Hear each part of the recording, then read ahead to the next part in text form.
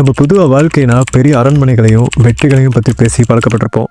ஆனால் ஒரு நிமிஷம் யோசிச்சு பாருங்க, ஒரு உண்மையான கலை, ஒரு நிஜமான புரட்சி எங்கேருந்து ஆரம்பிக்குது?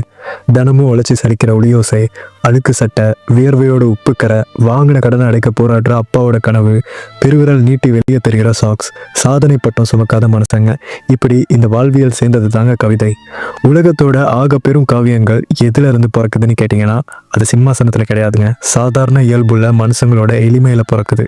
சத்யஜித் ரேயோட பத்திர் பாஞ்சாலி, விக்டோரியா டிசிகாவோட பைசிக்கல் தீவ்ஸ், இதெல்லாம் பிரம்மாண்டத்தை பேசி ஜெயிக்கல, வாழ்க்கையோட சமநிலை முரண்பாடு தான் இங்கே ஜெயிக்குது. நம்மள எத்தனை பேரோட சாக்ஸ் பெருவிரல் நீட்டிட்டு வெளியே தெரிஞ்சிருக்கு? இது நம்ம இயலாமையோட வெளிப்பாடுன்னு பல நேரம் நினச்சிருப்போம். ஆனால் இதுவும் விடுதலை தாங்க.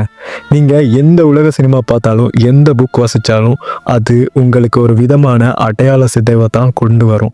அதுக்குள்ளே அறிவை தேடுறதா நீங்கள் நினச்சா கூட, உங்களுக்குள்ளே இருக்க பழைய நம்பிக்கைகளையும் முன்முடிவுகளையும் சமூக கட்டுப்பாடுகள் இப்படி எல்லாமே உங்களை சுற்றி மாறிட்டு வரதை நீங்கள் பார்க்கலாம். நீங்கள் கை நீட்டி வாங்குகிற கடன் கூட உங்கள் இயலாமை இல்லை, கட்டமைப்பு பிழைன்னு உங்களுக்கு புரிய வரும். உங்களை சுற்றி இருக்க சமூக அதிகாரத்தையும் முதலாளித்துவத்தையும் நீங்கள் கேள்வி கேட்பீங்க. இங்கே வாழ்க்கை அப்படிங்கிறது ஒளியோசைக்கும் அதை எழுதுகிற பேனாக்கும் இடையில் இருக்கிற ஒரு மெல்லிய இலை போல தாங்க. உங்கள் வாழ்க்கையை உங்கள் ஆசைகள் மோசடி செய்யாமல் பார்த்துக்கணும்னா உங்கள் இயல்பு மாறாமல் இருக்கணும். ஒருத்தன் எப்போ இயலாமையை வெறுத்து வசதியை தேட ஆரம்பிக்கிறானோ அப்போவே வசதி அவனை வெறுக்க ஆரம்பிச்சிடும். உலகத்தோட ஆகப்பெரும் மோசடி என்ன தெரியுமாங்க? வெற்றி தான். ஏன்னா அந்த கருத்துருவே ஒரு சமூக கட்டுப்பாட்டில் இருந்து தான் ஆரம்பிக்குது. அதனால ஒரு வெற்றியை உங்களை தீர்மானிக்க எப்பயுமே விட்டுறாதீங்க. அது உங்களை தீர்மானிக்கவும் தீர்மானிக்காது. அது இந்த சமூகத்தில் நீங்கள் வாழ்கிறதுக்கான அனுமதியை மட்டும்தான் கொடுக்கும். த போஸ்ட் ரெசிஸ்டன்ட் வாய்ட் அப்படிங்கிற ஒரு தத்துவம் இருக்குங்க. நீங்கள் எதை தேடி ஓடுறீங்களோ அது இல்லாமல் கூட உங்களால் நிம்மதியாக இருக்க முடியுங்கிற நம்பிக்கை தான் அது.